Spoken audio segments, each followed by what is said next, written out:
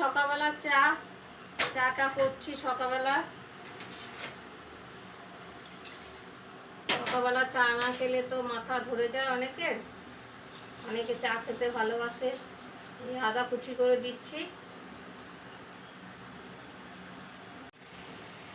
এই যে লাল চা খেতে খুব ভালোবাসে।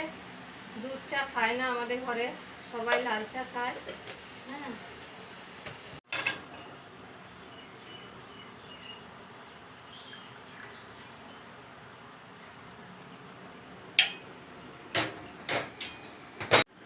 চায়ের সঙ্গে মানে বিস্কুটটা এই যে তোমার দাদাকে দেব।